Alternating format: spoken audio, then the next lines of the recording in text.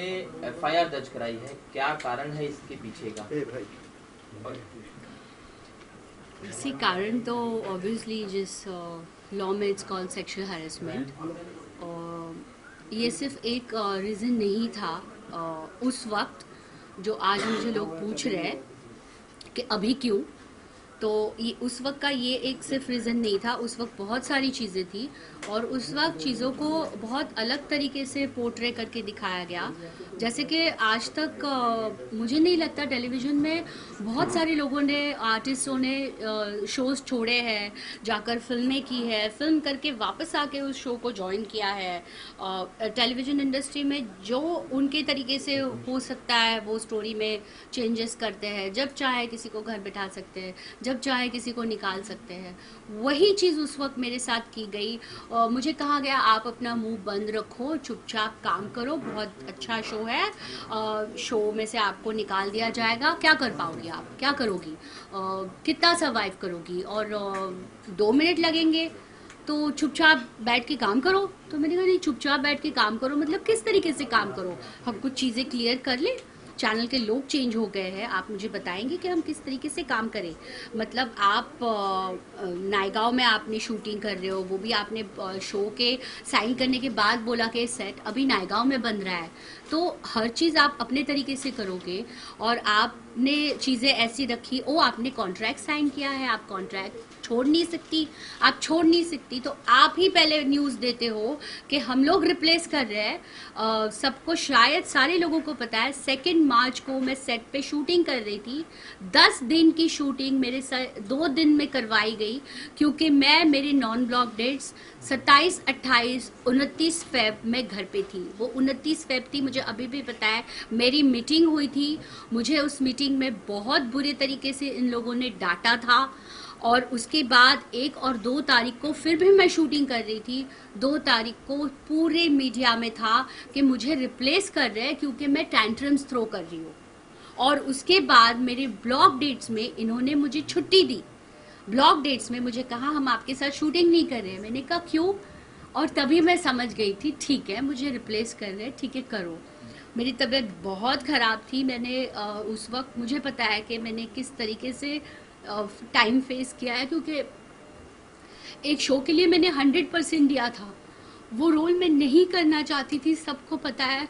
Bhojpuri character था, मैं महाराष्ट्रियन लड़की हूँ, मैं उस लैंग्वेज में बात नहीं कर सकती। कॉमेडी है, मैं आज 15 साल से इस इंडस्ट्री में काम कर रही हूँ, मैंने अपनी एक इमेज बनाई है, वो मैं नहीं तोड़ना चाहती थी कि ये क्या कर लिया शिल्पा ने। मेरे लिए वो बहुत इम्पोर्टेंट था। लेकिन रात को 3 बजे तक मुझे फ़ोन करके मेरे से हाँ बुलवाया कि मैं शो करूँ, आपको जो चाहिए वो ले लो। उस वक्त उनमें, जब रश्मि देसाई ने शो छोड़ दिया, तब उनको मुझ में सारी वर्सिटैलिटी दिखाई दी। Oh you are very versatile actress, only you can do this show. मैंने कहा श्वेता तिवारी को ले लो, नहीं she is doing 1 show with us, तो नहीं होता तो आप उसको ले लेते।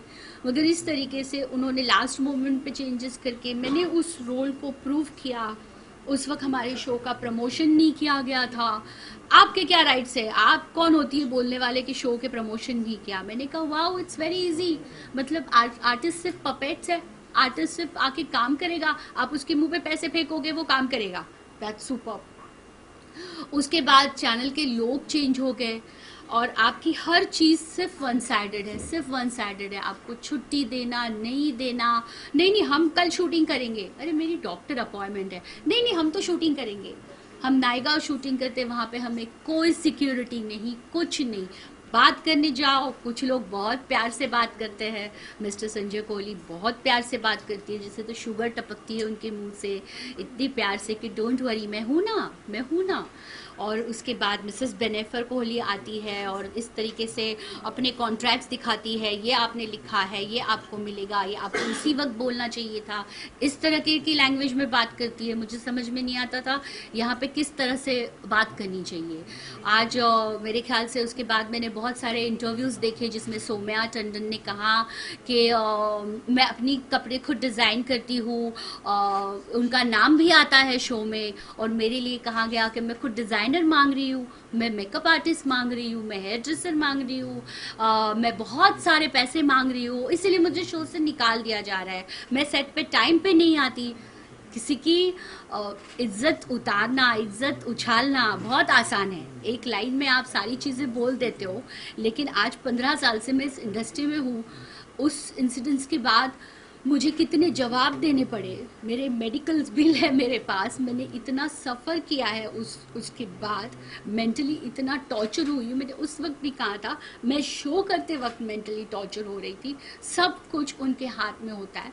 और अल्टीमेटली जब मुझे आपने घर पे बिठाया, मतलब मुझे डराने के लिए कहा, और बाद में आकर आप बोलते हो आप शो करो, आपको मैं शो छोड़ के चली गई। आप मुझे बताओ, 4 दिन के बाद आपको शो पे इस तरीके के बुलाया जाता है, क्या आप वहाँ जाकर काम करोगे? और इसको साइको बोलोगे या सेल्फ रिस्पेक्ट बोलोगे? ये मैं खास लोगों को उस वक्त भी बताना चाहती थी कि ये मेरा सेल्फ रिस्पेक्ट है, कि मैं नहीं करना चाहती थी उन लोगों के साथ काम। मैंने तभी भी, शायद मीडिया को पता होगा, मैंने कहा था कि प्रोड्यूसर चेंज करेंगे तो वो मेरा शो है, मैंने उस शो के लिए मेहनत की है। मैं ये पूछना चाहूँगी, ऐसा किसने होता है कि आपके को आर्टिस्ट, आप 1 साल भर काम करते हो और आपके साथ बात तक नहीं करते, आपका फ़ोन तक नहीं उठाते, आप दिवाली ईद के लिए उनको मिठाई भेजते हो, आपको रिप्लाई तक नहीं करते। ऐसा मैंने क्या कर लिया था? क्या मैंने सेक्सुअल अटैक किया था किसी के ऊपर? किसी को मैंने अब्यूज़ किया था? मेरी को आर्टिस्ट सौम्या टंडन को मैंने ये इंसिडेंट्स बताया था, मुझे प्रोड्यूसर के 2 दिन के बाद फ़ोन आके वो मुझे फायर करती है कि इस तरह की हरकतें आप कैसे कर रहे हो, आप इस तरह का कैसे बात कर रहे हो, मतलब। और उसके बाद आप स्टेटमेंट देते हो, या ब्लाउज का फिटिंग ठीक होने से सेट पे नहीं आना ये कोई रीज़न नहीं हो सकता। Yes, this is the reason, you know, she knows that reason, what was the reason, कि ये सिर्फ रीज़न नहीं था। मुझे मेरे आर्टिस्ट मतलब वो स्टेटमेंट दे रहे, बस मैंने शूटिंग पे आना बंद कर दिया। आज मेरी इतनी तबीयत ख़राब थी, फिर भी मैंने शूट किया है। लोगों को पता होगा मेरा आवाज़ चला गया था, मुझे वोकल कॉर्ड पे इन्फेक्शन था, मेरी आवाज़ नहीं निकल रही थी। लोगों ने खुद देखा हुआ है, मौन व्रत का एपिसोड इन्होंने बनाया था, मैं एंटीबायोटिक ले रही थी, नींद आती थी, लेकिन फिर भी मैंने शूटिंग की है।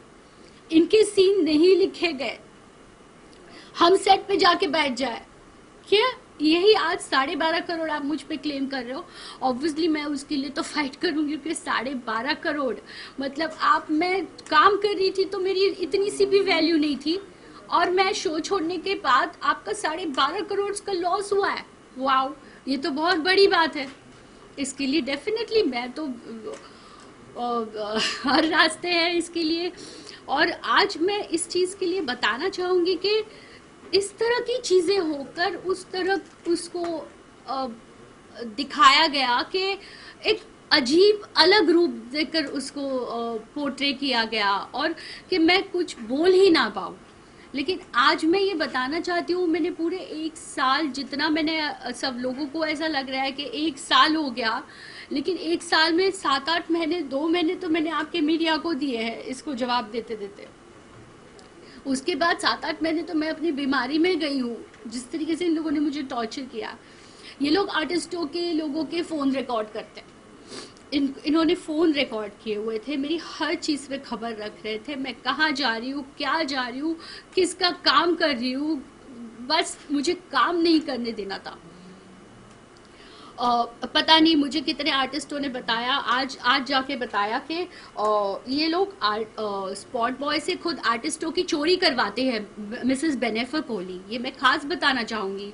आर्टिस्ट, कुछ लोग बोल नहीं पाते सामने आकर, लेकिन मुझे ये बात समझ में नहीं आती क्यों नहीं बोलते। आर्टिस्टों की चोरी करवाई, किसी ने तो मुझे कहा था ध्यान से, ये तो पता नहीं मेकअप रूम में कैमरा भी रखा होगा, हिडन कैमरा। मैं इतनी डर गई थी, मतलब आज भी मुझे ऐसा लगता है क्या वहाँ पे कैमरा था जब मैं शूट कर रही थी, तो मे बी हो भी सकता है, नहीं भी हो सकता है। बहुत सारी चीज़ें लोग बाद में बोल रहे हैं, लेकिन मुझे समझ में नहीं आता तब क्यों नहीं बोलते। और आज मैं इस चीज़ को लेकर मैंने इतनी एफआईआर करने के लिए, मैं इतना इजी नहीं है किसी के बारे में इस तरह से बोलना। आज मुझे पता है मुझे इस इंडस्ट्री में सर्वाइव करना है, इट्स नॉट इजी इस तरह का बोलना, मगर जिनको जो सच्चाई पता है मुझे शायद बताने की ज़रूरत नहीं है कि सच्चाई क्या है। और बाकी सारी चीज़ें आपके सामने है। और मेरा यही कहना है कि आज मुझे बदनाम करके, मेरे साथ सारी चीज़ें करके शो चल रहा है, शो ऑन एयर हो रहा है, हर चीज़ अच्छे तरीके से हो रही है, और मुझे अभी भी टॉर्चर किया जा रहा है, अभी भी टॉर्चर किया जा रहा है। अभी भी मेरे कहीं काम के लिए मैं जाती हूँ, आपको बेनेफर कोहली का पेमेंट देना है ना, मैंने कहा मुझे उनका पेमेंट देना है। हाँ, आपका पेमेंट देना है, और जब तक आपकी केस चल रही है, मतलब मैं काम ही नहीं करूँ। शायद सबको पता होगा, मैं एक ट्रैवल शो कर रही थी, उन लोगों को खास बोला गया, उनको धमकाया गया, उनके फाइनेंसर ले लिए गए कि आप शो नहीं कर सकते मेरे साथ।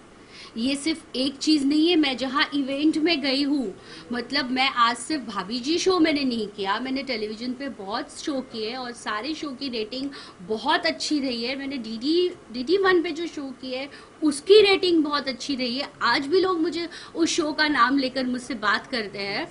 आपके शो से मैं इवेंट में जाती हूँ, वहाँ के आप पैसे क्लेम कर रहे हो कि बिकॉज ऑफ अंगूरी कैरेक्टर मैं फेमस हुई हूँ और मैं उस शो में जा रही हूँ, इसीलिए मुझे इज्जत मिली है। आप वो भी नहीं कर सकते, आप ये नहीं कर सकते। मतलब जितने तरीके से मुझे ये लोग मुझे बर्बाद कर दे, उतने तरीके से इन लोगों की कोशिश चल रही है। और इसीलिए मुझे ये चीज़ मैंने सच बोली है। और इसके साथ और भी बहुत सारी चीज़ें हैं, और भी इन्होंने जी के फ्रॉड बिल्स लगाए हैं, 12.5 करोड़ के जी के बिल्स लगाए हैं। शायद जी वालों के साथ मैंने बात की थी, जी वालों को इसका पता नहीं है कि जी के इंसेंटिव अमाउंट, टीआरपी लॉस के इन्होंने बिल लगाए हुए हैं, जिसका इनको जवाब देना पड़ेगा ऑब्वियसली। हर तरीके से क्रिमिनल केस बनती है इनके ऊपर, सिर्फ सेक्सुअल हैरेसमेंट की नहीं बनती है। Mrs Benaifer Kohli she is the big culprit. ये लोगों को पता होना चाहिए कि आज इतना सारा किस्सा हुआ, वहाँ पे मिस्टर संजय कोहली कहाँ है? क्यों? वो भी प्रोड्यूसर है, उन्होंने एक स्टेटमेंट दिया है मेरे अगेंस्ट? क्यों नहीं दिया उन्होंने? क्यों नहीं बोला? क्यों नहीं बोला? मुझे बताए। आप आर्टिस्टों को सबको जब आप चोरी करते हो ना, तो आपको छुपाने के लिए 50 चीजें करनी पड़ती है। मैं अभी जाकर आपके साथ सब आर्टिस्टों को जाके पूछूंगी कि आप मेरे साथ बात कर सकते हो? आप मेरे साथ बात करते हो? मैं उनको दिवाली विश करती हूँ, वो मुझे रिप्लाई तक नहीं करते, मेरे नंबर ब्लॉक कर दिए उन लोगों ने। क्यों? मुझे पता चलेगा क्यों? इस तरह से क्यों? एक ही प्रोड्यूसर है दुनिया में। ग्रेट। मैडम, आपने जो सेक्सुअल हैरेसमेंट का केस कराया, कितने दिनों से ये पूरी चीजें चल रही थी और एफआईआर कराने में देरी क्यों हुई? सी, एफआईआर इतना इजी नहीं है। एफआईआर होना बहुत बड़ी बात है, और ये काफ़ी टाइम से शायद मीडिया के कुछ लोगों को पता है। हमने जब बैठ के बात की थी, मैंने इस बात को बताया था कि एक्चुअली ये भी किस्सा वहाँ पे था। This was the issue. I don't know, इस तरह की चीज़ें प्रोड्यूसर बेनेफर कोहली के कान पे आ गई थी कि जो भी संजय कोहली जी का बिहेवियर है वो उसके बारे में थोड़ा सा मुझे अनकंफर्टेबल फील हो रहा है, और मैं इस तरह की चीज़ें बोल रही हूँ किसी आर्टिस्टों को। और ये चीज़ें मैं मीडिया में कुछ जो लोग हैं उनको बता चुकी थी, लेकिन ऑब्वियसली उस वक्त इस तरह का उस पर रिएक्ट करना, उस बात को ऐसे ही बोलना बहुत मुश्किल है। तो एफआईआर इस लेवल पे क्रिमिनल केस में इनके ऊपर करूं, और ये काफ़ी टाइम से मेरा चल रहा था। जैसे भी मैंने कहा, मैं इस चीज़ को बाहर लाऊंगी, क्योंकि बहुत सारे लोग होते हैं, शिल्पा मत बोलना, चुप बैठना, क्या मिलेगा इससे, खुद तुम्हारी बदनामी होगी, अभी क्यों बोल रही हो, तब क्यों बोल रही हो। तो आई डोंट नो, इसके लिए मेरे पास भी कोई जवाब नहीं है, लेकिन हाँ, वैसे भी जवाब है कि जब टाइम के साथ साथ हर चीज़ बदलती है, और अभी आज टाइम मिला इस चीज़ को बाहर निकालने का, तो हो गया। तो इस पीरियड के दौरान किसी ने आपको सपोर्ट किया इस एक्शन लेने से पहले? किसी ने नहीं किया, किसी ने नहीं किया। इसलिए मैंने बहुत डट कर ये चीज़ मैंने कही कि क्योंकि ये जो पूरा सिनेरियो हुआ, मुझे किसी भी आर्टिस्ट का सपोर्ट नहीं मिला कि हमारे इंडस्ट्री में ये होता है। ठीक है, हमारे इंडस्ट्री में इस तरह की चीज़ें, हमारे इंडस्ट्री में नहीं, इंडस्ट्री के बाहर मैं ये खास बताना चाहूँगी कि ये सिर्फ हमारे इंडस्ट्री में नहीं होता, ये सब जगह पे होता है। आप उसको किस तरीके से लेते हो, किस तरीके से रिएक्ट करते हो, इसके ऊपर डिपेंड करता है। वही हमारे इंडस्ट्री में सिर्फ ये चीज़ नहीं होती है, कोई किसी के ऊपर रेप नहीं होता, सारी चीज़ें म्यूचुअल अंडरस्टैंडिंग होती है। सारी चीज़ों को आप काम हो या बाकी रिश्ते हो, रिलेशन हो, को आर्टिस्ट के साथ आपके रिलेशन, ये सारे म्यूचुअली होते हैं, कोई किसी के ऊपर ज़बरदस्ती नहीं हुई। तो मेरे साथ सेक्सुअल हरेसमेंट मतलब ये लॉ में वर्ड है, मेरे साथ किसी ने ज़बरदस्ती नहीं की, किसी ने रेप अटेम्प्ट नहीं किया, एफआईआर में वो भी है। लेकिन या सामने से अप्रोच करने के बाद आप उसको रिजेक्ट करते हो, आप उसको नहीं बोलते हो, तो सामने वाले आदमी को समझना चाहिए। और आप जब मैंने आज उसकी कंप्लेंट की है, तो it's a complaint, it's a sexual harassment कि मुझे वहाँ पे ये प्रॉब्लम थी, जिस चीज़ को उस वक्त दबाया गया, और उसी चीज़ को बाहर नहीं आने के लिए इतने सारे चीज़ें मेरे ऊपर थोपी गई, इतना सारा मुझे जानबूझ के मैं हर चीज़ का जवाब ना दे पाऊँ और इस बात को नहीं बोल पाऊँ, इसीलिए बहुत सारी चीज़ें सामने रखी गई। तो आपको लगता है आपकी शो लेफ्ट करने के बाद उस शो की काफ़ी टीआरपी डाउन हो गई, तो उनको कहीं ना कहीं रिग्रेट होगा ये थिंग का? रिग्रेट तो उनको तभी हुआ था जिस वक्त उन्होंने मुझे डराने के लिए छुट्टी देके और रिप्लेसमेंट की बात की थी। उनको नहीं लगा था कि मैं इस तरह छोड़ दूंगी शो, जो उन्होंने बाद में उसको दिखाया कि मैंने शो छोड़ दिया। और भी मुझे किसी ने पूछा कि शो तो आप ही ने छोड़ा ना, आप ही ने कहा। मैंने कहा उसको शायद नहीं पता लोगों को, लेकिन उसको सेल्फ रिस्पेक्ट बोलते हैं। अगर मैं नहीं गई हूँ, मतलब आप अपने मर्ज़ी से घर पे बिठा दो, आप अपनी मर्ज़ी से बुलाओ, उसके बाद बोलो आपने साइन किया, आपको आना पड़ेगा। और इनके एक्सक्लूसिविटी क्लॉज में लिखा हुआ है, you have to give exclusivity exclusively everything to producer, you know. तो उसका क्या मतलब हुआ? तो कॉन्ट्रैक्ट में आप एक्सक्लूसिविटी इस तरीके से लिखते हो, तो exclusively everything you have to give to your producer. मतलब उसमें कॉस्ट्यूम के भी क्लॉजेस है, यू नो, जो प्रोडक्शन हाउस आपको कॉस्ट्यूम प्रोवाइड करेगी वो कॉस्ट्यूम्स आपको पहनने पड़ेंगे। इसलिए इन्होंने कहा मेरे कॉस्ट्यूम्स मैं बनाती थी, तो सौम्या टंडन का नाम आता है, सौम्या टंडन कॉस्ट्यूम बना सकती है, सौम्या टंडन अपना कॉस्ट्यूम डिज़ाइन कर सकती है, मैं नहीं कर सकती। और जिस तरह का क्लॉज कॉन्ट्रैक्ट में लिखा हुआ है, जिस तरीके से वो एक्सक्लूसिविटी को लेकर, तो एक्सक्लूसिविटी में क्या मुझे प्रोड्यूसर जो बोलता है वो मैं कर लूँ, नहीं तो आप मेरा पेमेंट नहीं दोगे। एक्सक्लूसिविटी में ये आता है, आज कॉन्ट्रैक्ट में कॉस्ट्यूम्स लिखे हुए हैं, तो क्या आप मुझे 2 पीस कॉस्ट्यूम पहनने बोलोगे, मैं पहन लूँगी, क्योंकि कॉन्ट्रैक्ट में लिखा है, हर चीज़ कॉन्ट्रैक्ट में लिखी है। तभी मुझे यही कहना था कि आप उसी वक्त कॉन्ट्रैक्ट को लेकर ही बात हो रही थी, तो मैं उस कॉन्ट्रैक्ट को ही जवाब देने वाली थी कि कॉन्ट्रैक्ट में आपको हेड टू टो खरीद रखा है। आज आर्टिस्ट रिप्लेस होते हैं, हम लोगों को पता भी नहीं चलता रिप्लेस हो गए, क्यों? क्योंकि वो अच्छे आर्टिस्ट नहीं है, छोटे आर्टिस्ट है। बड़े आर्टिस्ट ही आज इन लोगों को पता चल गया, ऐसे ही आर्टिस्टों को रिप्लेस करते हैं। लेकिन जहाँ पर आज उनको पता चल गया कि जो कैरेक्टर मैंने किया था वो मेरा था 100%, इन्होंने ये तक बोला है हमने बनाया उसे, वाओ, तो बनाओ शुभांगी अत्रे को भी। मैं तो सब कुछ छोड़ के गई। आप बोलते हो कि हमने बनाया, आर्टिस्ट को हमने दिया, आपने लिखा, उसको उसमें सोल मैंने डाला, मैंने उसके लिए मेहनत की है, सारी चीज़ें मेहनत मैंने की है। आप बनाओ, मैंने इसलिए कहा शो मस्ट गो ऑन करके मैं निकल गई, मुझे माफ़ करो, मुझे नहीं करना आप लोगों के साथ काम। मॅडम, मराठी थोडक्यात सांगा की